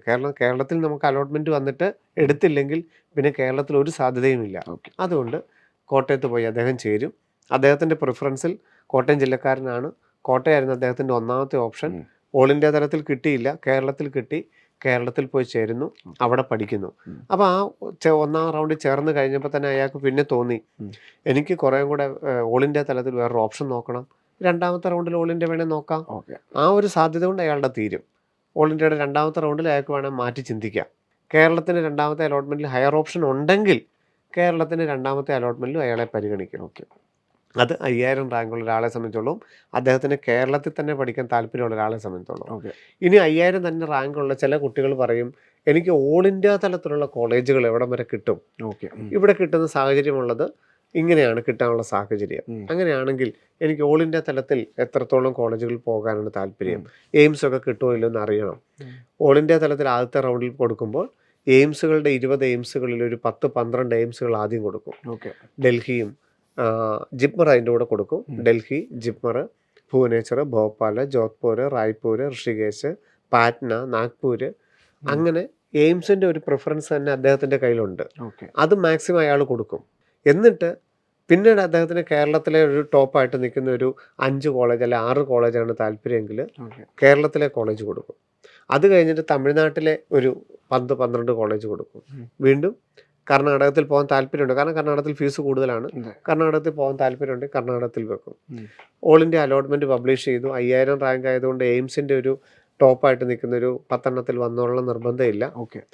കേരളത്തിൽ തന്നെയുള്ള ഏതെങ്കിലും ഒരു കോളേജ് വന്നു, അദ്ദേഹത്തിന് താല്പര്യമുള്ളത് എയിംസ് പോലുള്ള കോളേജാണ്, അല്ലെ മറ്റുള്ള സ്റ്റേറ്റിലെ ടോപ്പ് കോളേജാണ്, കിട്ടിയില്ല എങ്കിൽ അദ്ദേഹം ആ ഓൾ ഇന്ത്യയുടെ ഫസ്റ്റ് അലോട്ട്മെൻറ്റ് എടുക്കുന്നില്ല. ഓക്കെ. കേരളത്തിൻ്റെ അലോട്ട്മെൻറ്റ് മുമ്പ് പറഞ്ഞ പോലെ തന്നെ കേരളത്തിൽ അങ്ങ് എടുക്കും. കാരണം കേരളത്തിൽ അലോട്ട്മെൻറ്റ് വന്നിട്ട് എടുത്തില്ലെങ്കിൽ പിന്നെ കേരളത്തിൽ പിന്നെ പരിഗണിക്കില്ലല്ലോ. എന്നിട്ട് ഓൾ ഇന്ത്യയുടെ രണ്ടാമത്തെ റൗണ്ടിൽ വീണ്ടും അന്ന് ആലോചിക്കും, എനിക്ക് കേരളത്തിൽ കിട്ടാനുള്ള മാക്സിമം ഇന്നതാണ്, ഇനി ഞാൻ ഓൾ ഇന്ത്യ തലത്തിൽ എനിക്ക് ഇന്ന കോളേജ് വരെ കിട്ടാം, മദ്രാസ് കിട്ടാം, മധുര കിട്ടാം, അല്ലെങ്കിൽ കോയമ്പത്തൂർ കിട്ടാം, അല്ലെങ്കിൽ ബാംഗ്ലൂരോ മൈസൂറോ കിട്ടാം, എന്താണ് എൻ്റെ ഓർഡർ? ആ രണ്ടാമത്തെ റൗണ്ട് പബ്ലിഷ് ചെയ്യുന്ന അന്ന് തീരുമാനിക്കണം, എനിക്ക് കേരള വഴി പോയാലാണോ ഒരു ബെറ്റർ ഓപ്ഷൻ കിട്ടുക, അതോ ഓൾ ഇന്ത്യ തലത്തിലാണോ അങ്ങനെ പോയാലാണോ എനിക്ക് ബെറ്റർ ഓപ്ഷൻ കിട്ടുക എന്ന് തീരുമാനിക്കുക. നമ്മൾ കേരളത്തിൻ്റെ കോളേജിൽ നിന്ന് റീഫണ്ട് മേടിച്ച് ഓൾ ഇന്ത്യ തലത്തിൽ പോയി സ്റ്റാൻലിയിൽ പോയി ചേർന്ന് കഴിഞ്ഞാൽ പിന്നെ കേരളത്തിലോട്ടൊരു വരവില്ല. കേരള അലോട്ട്മെൻറ്റിൽ പരിഗണിക്കില്ല. കേരളത്തിലോട്ട് വരാം എങ്ങനെ? ഓൾ ഇന്ത്യ തലത്തിൽ തന്നെ കേരളത്തിൻ്റെ കോളേജ് കൊടുത്തിട്ട് വേണമെങ്കിൽ ഇങ്ങോട്ട് വരാം. എന്നിട്ട് നമ്മൾ ഓൾ ഇന്ത്യയുടെ സെക്കൻഡ് റൗണ്ടിൽ പോയി ചേരും. ഓൾ ഇന്ത്യയുടെ തേർഡ് റൗണ്ടിലോട്ട് നമ്മൾ അപ്ഗ്രഡേഷൻ കൊടുക്കും. ഇനി അതല്ല, കേരളത്തിൽ തന്നെ തുടരാനാണ് താല്പര്യമെങ്കിൽ ഫസ്റ്റ് അലോട്ട്മെൻറ്റ് കേരളത്തിൽ എടുത്തിട്ട് കേരളത്തിൻ്റെ തന്നെ സെക്കൻഡിലോട്ടും തേർഡിലോട്ടും പോകും. അപ്പം നമ്മൾ ഈ ജൂലൈ മാസത്തിൽ നമ്മൾ ഓപ്ഷൻ രജിസ്ട്രേഷനാണ് പ്രാധാന്യം എന്ന് പറഞ്ഞ പോലെ തന്നെ നമുക്ക് കിട്ടാനുള്ളതിൻ്റെ ഏറ്റവും വലിയ തീരുമാനമെടുക്കേണ്ട സമയമാണ് രണ്ടാമത്തെ ഓൾ ഇന്ത്യ റൗണ്ട് പ്രഖ്യാപിക്കുന്ന അന്ന്. നമുക്ക് ഏതിലൂടെ പോയാലാണ് ഒരു ബെറ്റർ കോളേജ് കിട്ടുക, അത് നമുക്ക് ബാക്കിയുള്ള 2024-നും 2023-നും അപേക്ഷിച്ച് സാഹചര്യം വളരെ വ്യത്യസ്തമാണ് 2025. അപ്പം നമുക്ക് ആ സമയത്ത് അറിയാം ഏത് റൗണ്ട് വഴി പോകുന്നതാണ് ഒരു ബെറ്റർ കോളേജ് കിട്ടാൻ സാധ്യത എന്നറിയാം. അപ്പം 5000 റാങ്കുള്ള ഒരാളെ സംബന്ധിച്ചുള്ള അദ്ദേഹത്തിന് കേരളത്തിലും കിട്ടും, ഓൾ ഇന്ത്യയിലും കിട്ടും. അതുകൊണ്ടാണ് അദ്ദേഹത്തിന് തീരുമാനം എടുക്കാൻ ഒത്തിരി താമസം വരുന്നത്. എന്നാൽ 10,000-ത്തിലോട്ട് വരുമ്പോഴോ 10,000 റാങ്കുള്ള ഒരാളെ സംബന്ധിച്ചോളവും അദ്ദേഹത്തിന് എന്തെങ്കിലും റിസർവേഷൻ ഉണ്ടെങ്കിലേ കേരളത്തിൽ കിട്ടുള്ളൂ. 10,000 റാങ്കുള്ള ഒരാളെ സംബന്ധിച്ചോളം ഓൾ ഇന്ത്യയുടെ ഫസ്റ്റ് അലോട്ട്മെൻറ്റിൽ തന്നെ അയാളൊരു സീറ്റ് എടുക്കും, കാരണം കേരളത്തിൽ സാധ്യത ഇല്ല എന്നുള്ള തിരിച്ചറിവിൽ. സാർ, അങ്ങനെയെങ്കിൽ ഈ 10,000-ത്തിനുള്ളിൽ വരുന്ന ആൾ എങ്ങനെയാണ് ഓപ്ഷൻ സമർപ്പിക്കേണ്ടത്? 10,000 റാങ്കുള്ള ആളെ സംബന്ധിച്ചുള്ള അദ്ദേഹത്തിന് അറിയാം എയിംസിൻ്റെ ടോപ്പായിട്ട് നിൽക്കുന്ന, അല്ലെങ്കിൽ എയിംസിൽ കിട്ടാനുള്ള സാഹചര്യം ഒട്ടുമില്ല, റിസർവേഷൻ ഒന്നുമില്ല. ഇപ്പം മുസ്ലിമോ ഈഴവയോ വിശ്വകർമ്മയോ ലാറ്റിൻ കാത്തലിക്സോ ഒക്കെ ആണെങ്കിൽ കേരളത്തിലും കിട്ടാം. അതല്ലാത്തൊരു ജനറൽ ആയിട്ടുള്ളൊരു കുട്ടിയെ സംബന്ധിച്ച് കേരളത്തിൽ കിട്ടാനുള്ള സാധ്യത കുറവാണ്. ഓൾ ഇന്ത്യ തലത്തിൽ തന്നെ കിട്ടണം. അപ്പം ഓൾ ഇന്ത്യ തലത്തിൽ ഓപ്ഷൻ കൊടുക്കുമ്പോൾ അതിന് കൂടുതൽ പ്രാധാന്യം കൊടുക്കണം. മറ്റുള്ള സ്റ്റേറ്റുകളുടെ കോളേജുകൾക്കാണ് പ്രാധാന്യം കൊടുക്കേണ്ടത്. തേർഡ് റൗണ്ടൊക്കെ ആകുമ്പോഴത്തേക്ക് ഒരു 13,000 വരെ കേരളത്തിലെ ഏതെങ്കിലും കോളേജുകളിൽ കിട്ടാം. 10,000 റാങ്കുള്ള ഒരാളെ സംബന്ധിച്ചോളം കേരളത്തിൽ തന്നെ ഒരു സീറ്റ് വേണമെന്നുണ്ടെങ്കിൽ ഓൾ ഇന്ത്യ തലത്തിൽ പോകാനേ പറ്റുള്ളൂ, കേരളം വഴി കിട്ടാൻ പാടായിരിക്കും. അപ്പോൾ ഓൾ ഇന്ത്യ തലത്തിൽ തന്നെ 3 റൗണ്ടുകളിലും കേരളം കണ്ടിന്യൂ ചെയ്തുകൊണ്ടിരിക്കും, ബാക്കിയുള്ള സ്റ്റേറ്റുകളും കൊടുക്കും. അപ്പോൾ അതല്ലാത്ത ഒരാളെ സംബന്ധിച്ചോളം, ടോപ്പുള്ളൊരു കോളേജാണ് വേണമെന്ന് ആഗ്രഹിക്കുന്ന ഒരാളെ സംബന്ധിച്ചോളം എയിംസുകൾ വെക്കും, എയിംസുകളുടെ ഓപ്ഷൻ എല്ലാം വെക്കാം. അതിനുശേഷം കേരളത്തിലെ ഒരു 6-7 കോളേജുകൾ വെക്കും, തമിഴ്നാട്ടിലെ ഒരു 12-13 കോളേജുകൾ വെക്കും, കർണാടകത്തിലെ ഒരു 10 കോളേജ് വെക്കും, ബാക്കി കേരളത്തിലെ എല്ലാം വെക്കും, തമിഴ്നാട്ടിലെ എല്ലാം വെക്കും, കർണാടകത്തിലെ. അപ്പോൾ ഇടകലർത്തി വെക്കാം നമുക്ക് നമ്മളുടെ പ്രയോറിറ്റി അനുസരിച്ച്. അങ്ങനെ നമ്മൾ വെക്കുകയും ഓൾ ഇന്ത്യയുടെ ഫസ്റ്റ് റൗണ്ടിൽ തന്നെ ഒരു സീറ്റ് അങ്ങ് എടുക്കും. കാരണം കേരളത്തിൽ നമുക്ക് സാധ്യത കുറവാണ്. ഇനി കേരളത്തിൽ കിട്ടിയാൽ ഫസ്റ്റ് റൗണ്ടിൽ ഇങ്ങോട്ട് വരാമല്ലോ. ഓൾ ഇന്ത്യയുടെ ഫസ്റ്റ് റൗണ്ട് കിട്ടുന്നു, നമ്മൾ കോളേജിൽ പോയി ചേരുന്നു. അപ്പം നമുക്ക് ഈ പറയുന്നതിനൊക്കെ അപ്പുറത്ത് ഒരു കോളേജ് എത്രത്തോളം മികച്ചതാണ്, അവിടുത്തെ ഹോസ്റ്റൽ സൗകര്യങ്ങൾ എങ്ങനെയാണ്, എല്ലാ സാധ്യതകളും നമുക്കറിയാം. ഫസ്റ്റ് റൗണ്ടിൽ തന്നെ എടുക്കുന്നു, അവിടെ വില്ലിങ്നെസ് എസ് പറയുന്നു, കേരളത്തിൽ ഓപ്ഷൻ കൊടുക്കുന്നു, കേരളത്തിലൊന്നും കിട്ടുന്നില്ല. ഓൾ ഇന്ത്യയുടെ സെക്കൻഡ് റൗണ്ടിലോട്ട് അപ്ഗ്രേഡ് ചെയ്യുന്നു, ഓൾ ഇന്ത്യയുടെ തേർഡ് റൗണ്ടിലോട്ട് അപ്ഗ്രേഡ് ചെയ്യുന്നു. കേരളത്തിൻ്റെ അലോട്ട്മെൻറ്റ് പ്രോസസ്സിൽ നിന്ന് ഔട്ടായി സെക്കൻഡിൽ എടുത്തത് കൊണ്ട്. അവിടെ തന്നെ വേണമെങ്കിൽ നമുക്ക് ഓൾ ഇന്ത്യ തലത്തിൽ കേരളത്തിലെ കോളേജുകൾ കൊടുക്കാം കേട്ടോ. അയാൾക്ക് ഇപ്പം ഉദാഹരണത്തിന് 10,000 റാങ്കുള്ള ഒരാളെ സംബന്ധിച്ചോളം അദ്ദേഹത്തിന് തിരുനെൽവേലി മെഡിക്കൽ കോളേജിൽ അഡ്മിഷൻ കിട്ടി. അത് കഴിഞ്ഞപ്പോഴാണ് അദ്ദേഹം തോന്നുന്നു സെക്കൻഡ് റൗണ്ട്, ഒന്നുകിൽ സെക്കൻഡ് റൗണ്ട് അല്ല തേർഡ് റൗണ്ടിൽ തോന്നി കേരളത്തിലെ ഒരു കോളേജിലോട്ട് വരണം തോന്നിയാൽ കേരളത്തിലെ 12 കോളേജും ഓൾ ഇന്ത്യയുടെ തേർഡ് റൗണ്ടിൽ വെക്കാം. ഓൾ ഇന്ത്യയുടെ 3 റൗണ്ടുകൾ ഇൻഡിവിജ്വൽ അല്ലേ, എപ്പോൾ വേണമെങ്കിലും നമുക്ക് ഏത് ഓപ്ഷൻ വേണമെങ്കിലും വെക്കാം, അങ്ങനെയും തീരുമാനിക്കാം. അപ്പം കോളേജുകളെ ഇടകലർത്തി വെക്കുന്ന, സ്റ്റേറ്റിലെ കോളേജുകളുടെ പ്രയോറിറ്റി അനുസരിച്ച് ഇടകലർത്തി വെക്കുന്ന രീതിയാണുള്ളത്. എന്നാൽ നമുക്ക് റാങ്ക് പിന്നെ മുമ്പോട്ട് പോകും തോറും 15,000, 25,000, 30,000 ഒക്കെ ആകുമ്പോഴത്തേക്കും ഇടകലർത്തി വെക്കാം. പക്ഷേ മാക്സിമം ഓപ്ഷൻ വെക്കാനായിട്ട് നമ്മൾ ശ്രദ്ധിക്കണം. 10,000 നമ്മൾ പറഞ്ഞപ്പം കർണാടകം കൊണ്ട് നമ്മൾ തീർത്തു. 15,000 വരുമ്പോഴേക്കും നമ്മൾ ബാക്കിയുള്ള സ്റ്റേറ്റുകളിലേയും നോക്കണം. സെക്കൻഡ് റൗണ്ടിലൊക്കെ ആകുമ്പോഴത്തേക്കും നമുക്കറിയാം 15,000 ഉറപ്പായിട്ടും തമിഴ്നാടും കിട്ടും, കർണാടകവും കിട്ടും. 20,000 എത്തുമ്പോഴേക്കും തമിഴ്നാടിൻ്റെ ഏതെങ്കിലുമൊക്കെ കോളേജുകളെ കിട്ടുകയുള്ളൂ, കർണാടകത്തിലെ നല്ല കോളേജുകൾ കിട്ടും. 22,000 എത്തുമ്പോഴേക്കും കേരളവും തമിഴ്നാടും കർണാടകവും ഏതെങ്കിലും ആയി പോകും. നമുക്ക് ആന്ധ്രയും തെലുങ്കാനയും ആയിരിക്കും നല്ല കോളേജുകൾ കിട്ടുക. 25,000 എത്തുമ്പോഴേക്കും എവിടെയെങ്കിലും ആയിരിക്കും നമുക്ക് ഗവൺമെൻറ് കോളേജുകൾ കിട്ടുക. അപ്പം മാക്സിമം ഓപ്ഷൻ വെക്കണം. 15,000, 20,000, 25,000 റാങ്കുള്ളവരെ സംബന്ധിച്ചോളം ആദ്യത്തെ റൗണ്ടിൽ തന്നെ മാക്സിമം ഓപ്ഷൻ കൊടുക്കുകയും ചെയ്യണം. സാർ, ഇപ്പോൾ ഒരു വിചാരിച്ചൊരു കോളേജ് കിട്ടാനുള്ള സാധ്യത ഈ പറഞ്ഞവർക്കുണ്ടല്ലോ, അപ്പോൾ എന്തിനാണ് ഇത്രയും അധികം ഒരു ഓപ്ഷൻസ് അവർ വെക്കേണ്ട ആവശ്യകത? ഈ 2025 പ്രത്യേക സാഹചര്യം എന്ന് പറഞ്ഞു കഴിഞ്ഞാൽ, ഇപ്പം നോർത്ത് ഇന്ത്യൻസ് ഒരിക്കലും ആദ്യത്തെ റൗണ്ടുകളിൽ ഇങ്ങോട്ട് ഓപ്ഷൻ വെക്കില്ല. കേരളമോ തമിഴ്നാടോ കർണാടകയോ ആന്ധ്രയോ തെലുങ്കാനയോ ഒന്നും അവർ ആദ്യത്തെ റൗണ്ടിൽ എന്താണെങ്കിലും ഇങ്ങോട്ട് ഓപ്ഷൻ വെക്കില്ല. അതുകൊണ്ട് നമ്മൾ ഫസ്റ്റ് റൗണ്ടിൽ തന്നെ മാക്സിമം ഓപ്ഷൻ, അത് 30,000 റാങ്ക് ആണെങ്കിലും 35,000 റാങ്ക് ആണെങ്കിലും മാക്സിമം ഓപ്ഷൻസ് ആദ്യത്തെ റൗണ്ടിൽ കൊടുക്കുന്നതായിരിക്കും ഈ വർഷം ബെനിഫിറ്റ്. കാരണം അവിടുത്തെ സ്റ്റേറ്റ് കൗൺസിലിങ്ങിലും അവിടുത്തെ സെൽഫ് ഫിനാൻസിങ്ങിലും ഒക്കെ ഫീസ് കുറവാണ് അവർക്ക്. അങ്ങനെ വരുമ്പം അവർ അവിടെ മാക്സിമം ഓപ്റ്റ് ചെയ്തിട്ട് ഒന്നും കിട്ടുന്നില്ലെങ്കിൽ മാത്രമേ ഇങ്ങോട്ട് തേർഡ് റൗണ്ടിലൊക്കെ ഓപ്ഷൻ വെക്കുകയുള്ളൂ. അതുകൊണ്ട് നമ്മൾ ആദ്യത്തെ റൗണ്ടുകളിൽ മാക്സിമം ഓപ്ഷൻ എടുക്കുകയും ആദ്യത്തെ റൗണ്ടിൽ തന്നെ അഡ്മിഷൻ എടുക്കുകയും ചെയ്യണം. എടുത്തിട്ട് നമ്മൾ സെക്കൻഡിലോട്ടും തേർഡിലോട്ടും പോകുന്നതായിരിക്കണം ഈ വർഷത്തെ രീതി. കൂടുതലായിട്ട് ഫ്രീ എക്സിറ്റ് ഉപയോഗിക്കുന്നത് ഈ വർഷം നല്ലതാവുമെന്ന് എനിക്ക് തോന്നുന്നില്ല. ഫസ്റ്റ് റൗണ്ടിൽ തന്നെ അഡ്മിഷൻ എല്ലാവരും തന്നെ എടുക്കേണ്ടതായിട്ട് വരും. സാർ, ഇപ്പോൾ കേരളത്തിൽ നിന്നുള്ള വിദ്യാർത്ഥികളെല്ലാം അറിയാൻ ആഗ്രഹിക്കുന്നു, ഇപ്പം കേരളത്തിലെ ആവട്ടെ മറ്റ് സംസ്ഥാനങ്ങളിലെ ആവട്ടെ, ഈ കോളേജുകളുടെ ഒരു പ്രയോറിറ്റി എത്രമാത്രം അവരറിഞ്ഞിരിക്കണം? 2025 ആയപ്പോഴേക്കും നമുക്കറിയാം AI-യുടെ ഏറ്റവും അധികം ഈ സാങ്കേതിക വിദ്യകൾ ഏറ്റവും അധികം ഉപയോഗിക്കുന്ന ഒരു വർഷമാണല്ലോ. എല്ലാവരും ഓൺലൈനായിട്ട് തന്നെയുള്ള, ഇപ്പോൾ AI-യോട് തന്നെ ചോദിച്ചാൽ, ജെമിനിയോട് ചോദിച്ചാൽ അറിയാം ഓരോ കോളേജുകളുടെയും പ്രയോറിറ്റി ലിസ്റ്റ്. എല്ലാം കൃത്യമായി കൊള്ളുന്നില്ല എങ്കിൽ പോലും ഒരു കോളേജുകളെക്കുറിച്ചും അവിടുത്തെ യാത്രയെക്കുറിച്ചും ക്യാമ്പസിനെ കുറിച്ചും ഒക്കെ ഇന്ന് നമുക്ക് നമ്മുടെ വിരൽത്തുമ്പിൽ തന്നെ എല്ലാം സജ്ജമാണ്.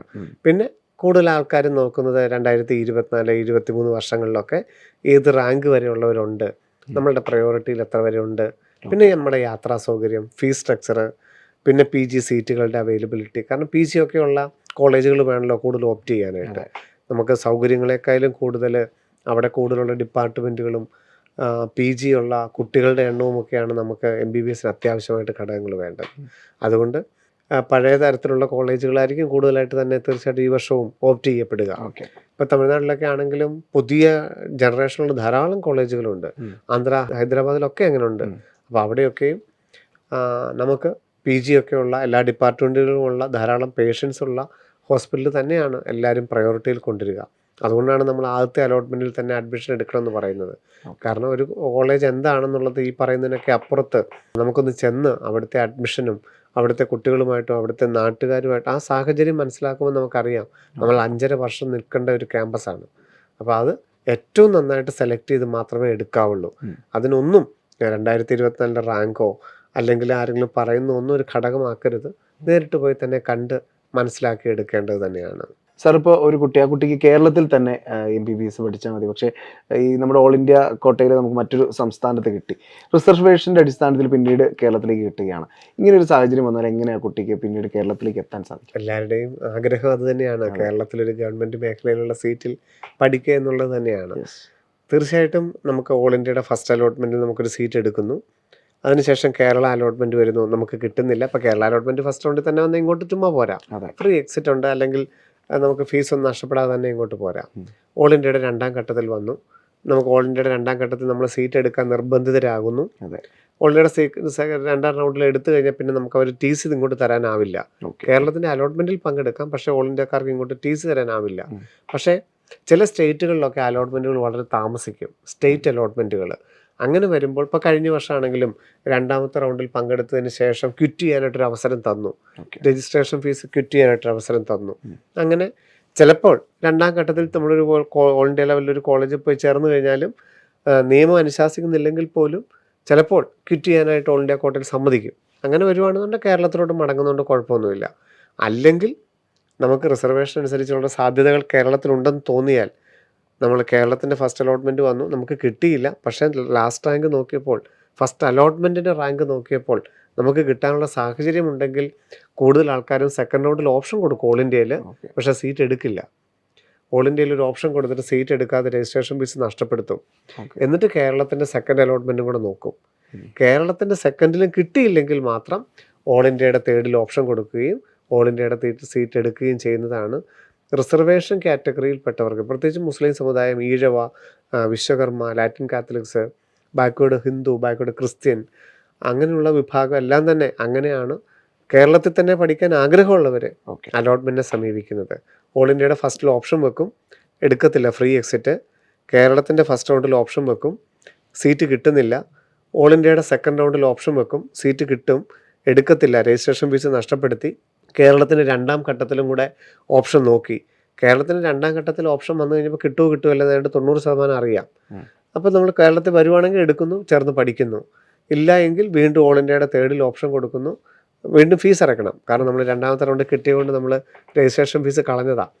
മൂന്നാമത്തെ റൗണ്ടിൽ വീണ്ടും ഓൾ ഇന്ത്യ രജിസ്ട്രേഷൻ ഫീസ് അടയ്ക്കുന്നു, 10,000 അല്ല 5,000 അടയ്ക്കുന്നു, ഓൾ ഇന്ത്യയുടെ തേർഡിൽ എടുക്കുന്നു, അവിടെ പഠിക്കുന്നു. പിന്നെ നമുക്ക് കേരളത്തിലോട്ടൊരു വരവില്ല. പിന്നെയും നമ്മൾ നോക്കൂ, നമുക്ക് കേരളത്തിൻ്റെ സെക്കൻഡ് റൗണ്ട് വന്നപ്പോൾ നമുക്ക് തൊട്ടടുത്താണ്, 1-2 സീറ്റുകൾക്കാണ് നമുക്ക് അടുത്ത് നിൽക്കുന്നതെങ്കിൽ ഓൾ ഇന്ത്യയുടെ തേർഡിൽ വെക്കാതിരിക്കുക. കാരണം പൈസ പിന്നെയും കളയേണ്ട കാര്യമില്ലല്ലോ. ഓൾ ഇന്ത്യയുടെ തേർഡിൽ വെക്കാതിരിക്കുക, കേരളത്തിൻ്റെ തേർഡിൽ കിട്ടുമെന്ന് നോക്കുക, ഇല്ലെങ്കിൽ സ്ട്രേ വേക്കൻസിയിൽ സീറ്റ് എടുക്കുക. അതൊക്കെ നമുക്കിപ്പം തോന്നും സാങ്കേതികമായിട്ട് നമുക്ക് വളരെ ടെൻഷൻ ഉണ്ടാകും ആ സമയത്ത്. കാരണം നമുക്ക് ഓൾ ഇന്ത്യ കോട്ടയിൽ സീറ്റ് കിട്ടുന്നത് കളഞ്ഞുകൊണ്ടാണ് കേരളത്തിലെ സീറ്റിന് വേണ്ടി വെയിറ്റ് ചെയ്യുന്നത്. അപ്പം അത് ഗവൺമെൻറ് സീറ്റല്ലേ കളയുന്നത്. അപ്പം അത് ഭയങ്കര പാടാണ്. എങ്കിലും കേരളത്തിൽ തന്നെ പഠിക്കണമെന്ന് ആഗ്രഹിക്കുന്ന ഒരു വിഭാഗം ആൾക്കാരുണ്ട്, അവരങ്ങനെയാണ് ചെയ്യുന്നത്. ഓൾ ഇന്ത്യയുടെ തേർഡിൽ കൊടുക്കില്ല, കേരളത്തിൽ തന്നെ വെയിറ്റ് ചെയ്യും. കേരളത്തിൽ മൂന്നാമത്തെ റൗണ്ടിലും കിട്ടുന്നില്ല, സ്ട്രേ വേക്കൻസിയിൽ എവിടെയെങ്കിലും സീറ്റ് കിട്ടും. സ്ട്രേ വേക്കൻസി, ഓൾ ഇന്ത്യയുടെ സ്ട്രേ വേക്കൻസി ആദ്യം നടക്കുക, അവിടെ സീറ്റ് അങ്ങ് എടുക്കും, അവിടെ പഠിക്കും. ഇനി അതും നിവൃത്തിയില്ല, കേരളത്തിൽ തന്നെ എന്താണെങ്കിലും ഞാൻ കേരളത്തിലേ പോകുന്നുള്ളൂ, ഓൾ ഇന്ത്യയിൽ എങ്ങും പോകുന്നില്ല എന്നുണ്ടെങ്കിലും ഓൾ ഇന്ത്യയിലും കേരളത്തിലെ കൊടുക്കും, കേരളത്തിലെ സ്ട്രേയിലും കൊടുക്കും. കേരളത്തിൽ കിട്ടുമോ ഇല്ലയോ എന്ന് നോക്കുന്നു, കേരളത്തിൽ പഠിക്കാനുള്ള സാഹചര്യം ഉണ്ടെങ്കിൽ അങ്ങനെ പഠിക്കുന്നു എന്ന് മാത്രം. അതൊക്കെ അതിൻ്റെ എക്സ്ട്രീം പൊസിഷനാണ്. എല്ലാ റൗണ്ടിലും കേരളം മാത്രം കൊടുത്തുകൊണ്ടിരിക്കും. ഓൾ ഇന്ത്യ തലത്തിലും കേരള തലത്തിലും കേരളം മാത്രം കൊടുത്തുകൊണ്ടിരിക്കുന്നു. 4ാം ഘട്ട സ്ട്രേ വേക്കൻസിയിൽ ഒരു തീരുമാനം എടുക്കുന്നു, കൂടുതൽ കൊടുക്കണോ വേണ്ടയോ എന്ന്. കിട്ടുന്നുണ്ടെങ്കിൽ എടുക്കുന്നു, ഇല്ലെങ്കിൽ വേണ്ട, കേരളത്തിൽ തന്നെ പഠിക്കാം. അപ്പം കേരളത്തിൽ തന്നെ പഠിക്കുന്നുള്ളവർ ഓൾ ഇന്ത്യയുടെ എല്ലാ റൗണ്ടിലും കേരളത്തിൽ ഓപ്ഷൻ വെക്കുന്നു, കേരള റൗണ്ടുകളിലെല്ലാം വെക്കുന്നു. ഏതെങ്കിലും റൗണ്ടിൽ കേരളം കിട്ടുവാണെങ്കിൽ പഠിക്കുന്നു, ഇല്ലെങ്കിൽ അടുത്ത സാധ്യത എന്താണെന്ന് നോക്കുന്നു, മറ്റുള്ള കോഴ്സുകൾക്ക് പോവുകയോ എന്താണെന്ന് നോക്കുന്നു. അതേ നിവൃത്തിയുള്ളൂ എന്ന് മാത്രം. അതിനകത്ത് പ്രത്യേകിച്ച് നമുക്കൊരു ഗിമ്മിക്കുകളോ ട്രിക്കുകളോ ഒന്നും കാണിക്കാനില്ല. എല്ലാ റൗണ്ടിലും കേരളത്തിൽ ഓപ്ഷൻ വെക്കാൻ മാത്രമേ അവിടെ നമുക്ക് സാഹചര്യമുള്ളൂ. സാർ, ഇപ്പോൾ ചിലപ്പോൾ ഒരു പക്ഷേ നമുക്കൊരു അർഹതപ്പെട്ട സീറ്റ് നഷ്ടപ്പെടാനുള്ള ഒരു ചാൻസ് വരെ ഇതിൽ ഉണ്ടാവും.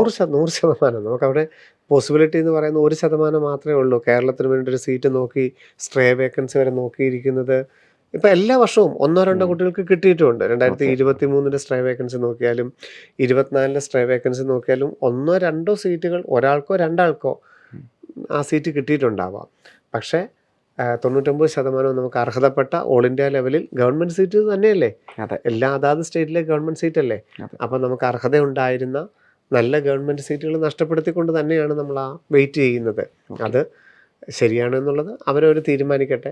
നമ്മൾ പറയുന്നത് ഓൾ ഇന്ത്യ ലെവലിൽ സീറ്റ് കിട്ടുകയാണെങ്കിൽ, തേർഡ് റൗണ്ടിലാണെങ്കിൽ പോലും സീറ്റ് കിട്ടുകയാണെങ്കിൽ എടുക്കണമെന്നുള്ള ഒരു സ്ട്രേ വേക്കൻസിക്ക് വേണ്ടി വെയിറ്റ് ചെയ്യുന്നത് നല്ലൊരു തീരുമാനം അല്ല എന്നുള്ളതാണ് നമ്മൾ എപ്പോഴും പറയാറുള്ളത്. ഓക്കെ സാർ, ഇപ്പോൾ സെൽഫ് ഫിനാൻസിംഗിൽ ഒരു സീറ്റ് ആഗ്രഹിക്കുന്ന ഒരു കുട്ടിയെ സംബന്ധിച്ചിടത്തോളം തീർച്ചയായിട്ടും അങ്ങനെയും ഉണ്ട്. അതെ. ഇപ്പം എനിക്ക് മറ്റുള്ള സ്റ്റേറ്റുകളിൽ പോകുന്നില്ല, ഞാൻ കേരളത്തിലെ ഗവൺമെന്റ് കിട്ടിയില്ലെങ്കിൽ കേരളത്തിലെ സെൽഫ് ഫിനാൻസിങ് എടുക്കാൻ ആഗ്രഹമുള്ള കുറേയധികം കൂട്ടരുണ്ട്. അതെ. അപ്പോൾ അത്തരത്തിലുള്ള കുട്ടികൾ എങ്ങനെയായിരിക്കണം ഫോക്കസ് ചെയ്യേണ്ടത്, കാര്യങ്ങൾ എന്തൊക്കെ ചെയ്യും? ആദ്യത്തെ റൗണ്ടിൽ തന്നെ സെൽഫ് ഫിനാൻസിങ് വെച്ചേ പറ്റൂ. ഓക്കെ. കാരണം കേരളത്തിൽ ഓപ്ഷൻ രജിസ്റ്റർ ചെയ്യാൻ ഒറ്റ അവസരമേ ഉള്ളൂ.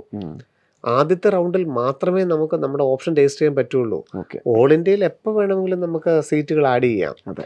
കേരളത്തിൽ 2 തീരുമാനങ്ങൾ. ഒന്ന്, ഓൾ ഇന്ത്യയിൽ എവിടെയെങ്കിലും എനിക്കൊരു ഗവൺമെൻറ് സീറ്റ് കിട്ടിയില്ലെങ്കിൽ കേരളത്തിലെ സെൽഫ് ഫിനാൻസിങ് ആണെന്ന് വേണം എന്ന് തീരുമാനിക്കുന്നവർ, ഇവർ ഓൾ ഇന്ത്യ റാങ്ക് 25,000 അല്ലെ 28,000, 30,000, 35,000 ഒക്കെ ഉള്ളവരുടെ ആഗ്രഹം ഇന്ത്യയിൽ എവിടെയെങ്കിലും ഒരു ഗവൺമെൻറ് സീറ്റ് കിട്ടുമോ ഇല്ലയോ എന്ന് നോക്കുന്നു. ഇല്ലെങ്കിൽ കേരളത്തിലെ സെൽഫ് ഫിനാൻസിങ് വേണം എന്നാഗ്രഹിക്കുന്നവർ.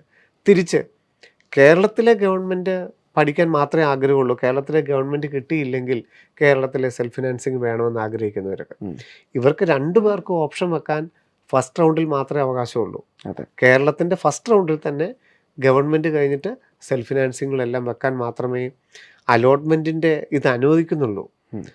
കാര്യം പറയാൻ ശരിയാണ്, 4ാമത്തെ സ്ട്രേ വേക്കൻസിയിൽ സെൽഫ് ഫിനാൻസിങ്ങുകൾ ഒഴിവുള്ളിടത്തൊക്കെ ഓപ്ഷൻ കൊടുക്കാം. അവിടെ എവിടെയാണ് ഓപ്ഷൻ വരിക? 1-2 സീറ്റുകളെ അവിടെ ഓപ്ഷൻ വരുവുള്ളൂ.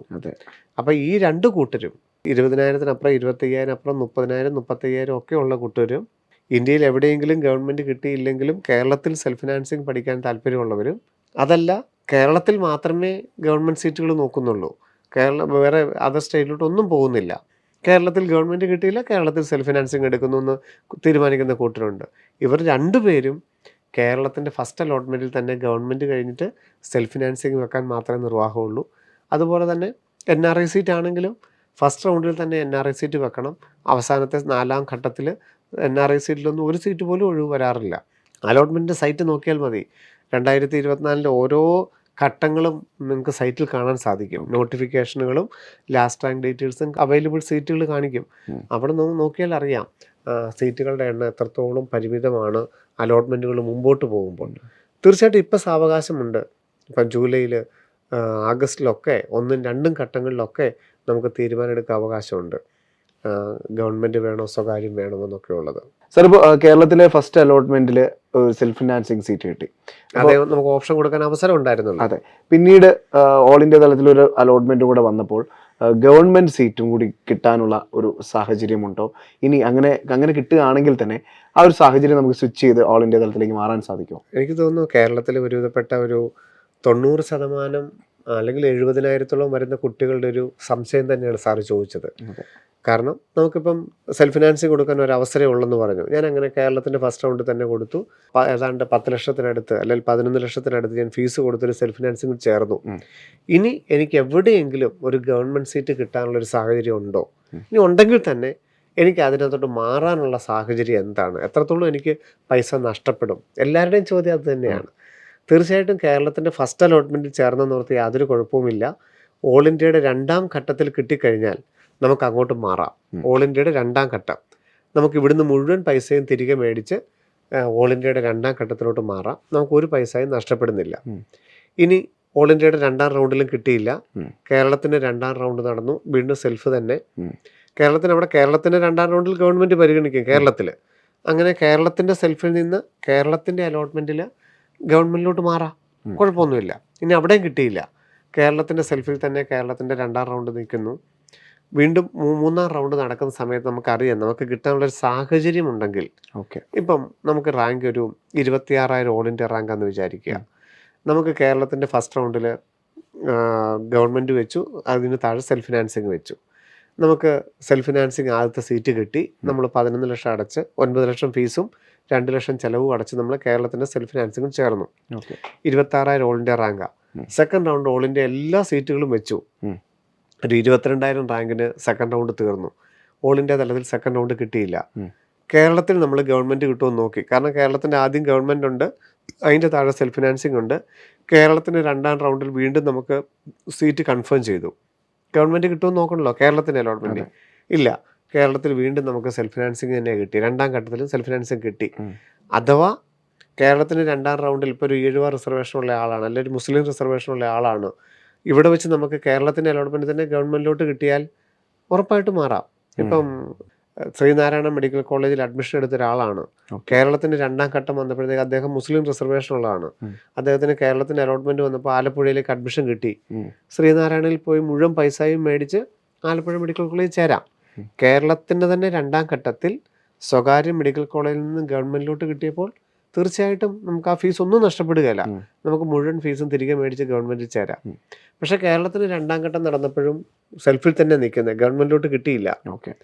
ഓൾ ഇന്ത്യയുടെ 3ാം ഘട്ടത്തിൽ നമുക്ക് തോന്നി, നമുക്ക് സെക്കൻഡ് റൗണ്ട് വന്നപ്പോൾ 25,500 വരെ ഓൾ ഇന്ത്യയുടെ സെക്കൻഡ് റൗണ്ട് വന്നു. ഓൾ ഇന്ത്യയുടെ സെക്കൻഡ്, നമ്മുടെ റാങ്ക് 26,000, 25,500 വരെ വന്നു. അപ്പം നമുക്ക് സ്വാഭാവികമായിട്ട് അറിയാം അടുത്ത തവണ എന്താണെങ്കിലും നമുക്കൊരു ഗവൺമെൻറ് സീറ്റ് കിട്ടും. ഓൾ ഇന്ത്യ തലത്തിൽ നമ്മൾ ഈ കേരളത്തിലെ സെൽഫ് ഫിനാൻസിങ് വേണേൽ ക്വിറ്റ് ചെയ്യാം. കേരളത്തിൻ്റെ സെൽഫ് ഫിനാൻസിങ്ങിൽ നിന്നുകൊണ്ട് ഓൾ ഇന്ത്യയുടെ തേർഡിൽ പങ്കെടുപ്പിക്കില്ല. നമ്മൾ ഇവിടുന്ന് ഈ സെൽഫ് ഫിനാൻസിങ് സീറ്റ് അങ്ങ് ക്വിറ്റ് ചെയ്തിട്ട് അപ്പോൾ നമുക്ക് ഫീസ് നഷ്ടം വരും. കേരളത്തിൻ്റെ എൻട്രൻസ് കമ്മീഷണർക്ക് അടച്ച 1 ലക്ഷം രൂപ നമുക്ക് നഷ്ടപ്പെടും. കോളേജിൽ അടച്ച ഫീസ് മുഴുവൻ തിരിച്ചു തരും. എന്നിട്ട് ഓൾ ഇന്ത്യയുടെ നമ്മൾ തേർഡിൽ നമ്മൾ പങ്കെടുപ്പിക്കും. ഓൾ ഇന്ത്യയുടെ തേർഡിൽ കൊടുത്തു, ഓൾ ഇന്ത്യയുടെ സെക്കൻഡിലപ്പോൾ 25,500 നിൽക്കുക. എന്താണെങ്കിലും 26,000 ഒരു സീറ്റ് എവിടെയെങ്കിലും കിട്ടും, നമുക്ക് അവിടെ പോയി പഠിച്ച് തുടർന്ന് അവിടെ തന്നെ പഠിക്കാം, വേറെ എങ്ങും പരിഗണിക്കുകയില്ല, അവിടെ തന്നെ പഠിക്കാം. ഇനി അങ്ങനെയല്ല, ഓൾ ഇന്ത്യയുടെ തേർഡ് നിർഭാഗ്യവശാൽ കിട്ടിയില്ലെങ്കിൽ കേരളത്തിൻ്റെ തേർഡ്, നമ്മൾ കേരളത്തിൻ്റെ സെക്കൻഡ് ക്വിറ്റ് ചെയ്തതാണ്, പിന്നെ കേരളത്തിൻ്റെ തേർഡിൽ പരിഗണിക്കുകയില്ല. സ്ട്രേ വേക്കൻസി നമുക്ക് ഓൾ ഇന്ത്യയും കൊടുക്കാം, കേരളയും കൊടുക്കാം. അപ്പം അങ്ങനെയൊക്കെ നമുക്ക് ഗവൺമെൻറ് സീറ്റ് കിട്ടാനുള്ള സാധ്യതകളുണ്ട് താനും. കിട്ടുവാണെങ്കിൽ അങ്ങോട്ട് മാറുകയും ചെയ്യാം.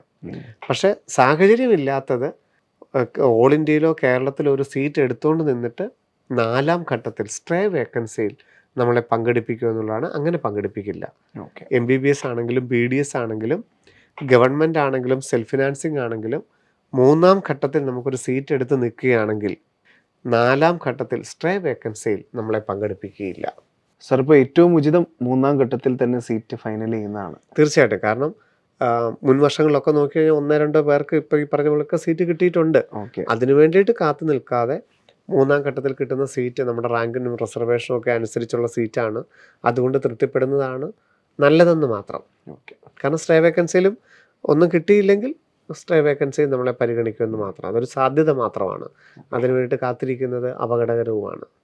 സോ നീറ്റ് 2025 അഡ്മിഷൻസുമായി ബന്ധപ്പെട്ട ഏറ്റവും സുപ്രധാനമായ കാര്യങ്ങളാണ് ശിവൻ സാർ നമ്മോട് പങ്കുവെച്ചത്. നമുക്കറിയാം ജൂലൈ മാസത്തിലേക്കാണ് നമ്മളിപ്പോൾ പ്രവേശിച്ചിരിക്കുന്നത്. ഈ മാസം വളരെ നിർണായകമാണ് നീറ്റ് 2025 അഡ്മിഷൻ ആഗ്രഹിക്കുന്ന വിദ്യാർത്ഥികളെയും മാതാപിതാക്കളെയും ഒക്കെ സംബന്ധിച്ചിടത്തോളം. ഇനി അങ്ങോട്ട് വരാനിരിക്കുന്ന ഓപ്ഷൻ രജിസ്ട്രേഷനൊക്കെ എത്രമാത്രം സിമ്പിളായിട്ട് നമുക്ക് ചെയ്യാം, അതുപോലെ എന്തൊക്കെ കാര്യങ്ങൾ നിങ്ങൾ ഓപ്ഷൻ രജിസ്റ്റർ ചെയ്യുന്ന സമയത്ത് അല്ലെങ്കിൽ ഓപ്ഷൻസ് കൊടുക്കുന്ന സമയത്ത് ശ്രദ്ധിക്കണം എന്നുള്ള കാര്യങ്ങളൊക്കെ വളരെ വ്യക്തമായിട്ട് ശിവൻ സാർ ഇന്ന് നമ്മളോട് ഈ 150ാമത്തെ എപ്പിസോഡിൽ പങ്കുവയ്ക്കുകയുണ്ടായി. അപ്പം നമുക്കറിയാം, ഞാൻ ആദ്യം പറഞ്ഞു, ഈ 150ാമത്തെ എപ്പിസോഡ് വരെ ഈ പ്രോഗ്രാമിനെ എത്തിച്ചത് പ്രേക്ഷകർ ഓരോരുത്തരുമാണ്. നിങ്ങളുടെ വിലയേറിയ അഭിപ്രായങ്ങളും കമൻറ്റുകളും നിങ്ങളുടെ ഒരു വ്യൂവർഷിപ്പും ഒക്കെയാണ് ഞങ്ങളുടെ ഈ ഒരു പ്രോഗ്രാമിനെ എന്നും മുന്നോട്ട് കൊണ്ടുപോകാൻ പ്രോത്സാഹിപ്പിക്കുന്നത്. അപ്പോൾ തീർച്ചയായിട്ടും അതിന് ഏറ്റവും വലിയ കാര്യം എന്ന് പറയുന്നത് മറ്റൊന്നുമല്ല, കേരള ജനങ്ങൾക്കിടയിൽ ഈ പ്രോഗ്രാമിന് ഇത്ര വലിയ സ്വീകാര്യത ലഭിക്കണമെങ്കിൽ ഏറ്റവും വിശ്വാസമേറിയ വാക്കുകൾ അല്ലെങ്കിൽ അവരെ ഒരു അഡ്മിഷൻ പ്രൊസീജിയറിലേക്ക് പ്രവേശിപ്പിച്ച് ഒരു മെഡിക്കൽ കോളേജിൽ അഡ്മിഷൻ എത്തി നിൽക്കുന്നത് വരെ ഈ പ്രോഗ്രാമിലുള്ള ഓരോ കാര്യങ്ങളും വളരെ വ്യക്തമായി ഓരോ വർഷത്തെയും മാറ്റങ്ങളെ കൃത്യമായി ഉൾക്കൊണ്ടുകൊണ്ടാണ് ശിവൻ സാറ് നിങ്ങൾക്ക് എല്ലാവർക്കും പറഞ്ഞു തരാറുള്ളത്. അപ്പോൾ ഇനിയും ഈ വർഷം നമുക്കറിയാം പുതിയ പുതിയ അപ്ഡേഷൻസ് ഉണ്ട്, പുതിയ പുതിയ കാര്യങ്ങളുണ്ട്, പുതിയ മാറ്റങ്ങളുണ്ട്, പുതിയ സാധ്യതകളുണ്ട്. ഇതെല്ലാം ഏറ്റവും വ്യക്തമാക്കിക്കൊണ്ട് തന്നെ നിങ്ങളെല്ലാവരെയും ശിവൻ സാർ മുന്നോട്ട് നയിക്കും. അപ്പോൾ ഈ പ്രോഗ്രാമിൻ്റെ പേര് പോലെ ശിവൻ സാർ നിങ്ങളോടൊപ്പമുണ്ട്. തീർച്ചയായിട്ടും ഞങ്ങളെ കേട്ടുകൊണ്ടിരുന്ന ലോകമെമ്പാടുമുള്ള എല്ലാ മലയാളി പ്രേക്ഷകർക്കും ഹൃദയം നിറഞ്ഞ നന്ദി. നമസ്കാരം. Brilliant Study Center, India's #1 coaching center for NEET and JEE.